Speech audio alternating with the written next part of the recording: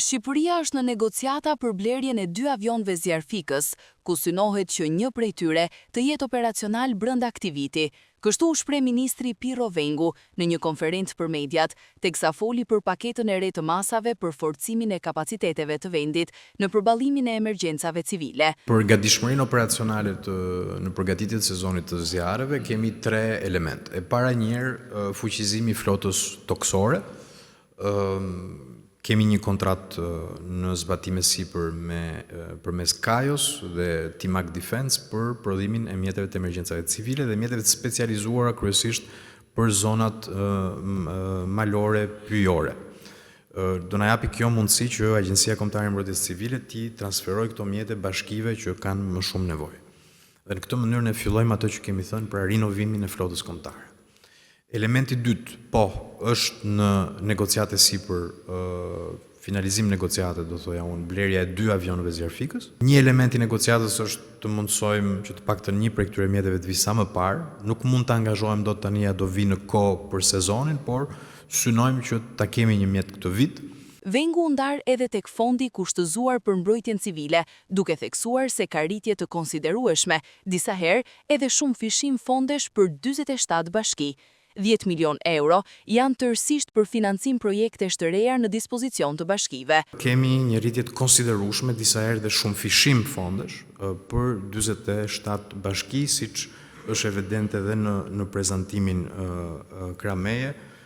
Kemi një shumë fishim për shumë bashki, të cilat ndër vite nuk kanë pasur instrument financiar. Kjo i mundson këtyre bashkive e para njëherë të kenë më shumë mundësi të mbështesin operacionet e emergjencave të tyre, të rrisin flotat e emergjencave, të kompensojnë dëmet, jo detyrimisht duke pritur që të vijë një akt normativ apo mbështetje buxhetore nga qeveria her pas here.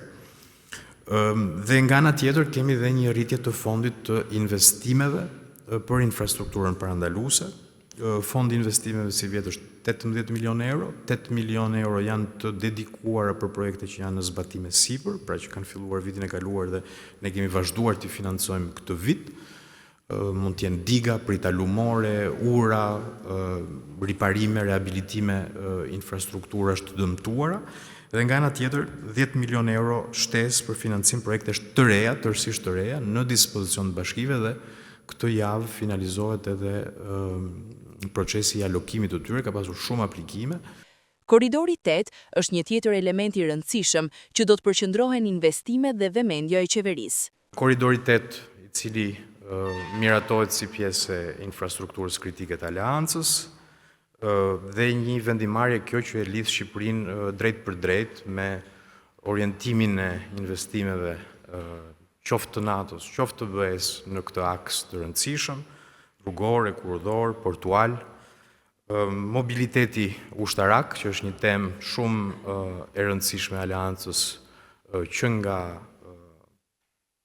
nga fillimi i luftës në Ukrainë, ndërlidhja infrastrukturore dhe të gjitha këto vendimarrje vendosin vendin tonë në qendër të përpjekjeve të aleancës në rajonin tonë me një rol konkret dhe me përgjegjësi konkrete në mënyrë që jo vetëm ta investojmë këtë korridor, po edhe ta mirëmbajmë dhe ta mbështesim me gjitha kapacitetet ushtarake përreth aksit të tij.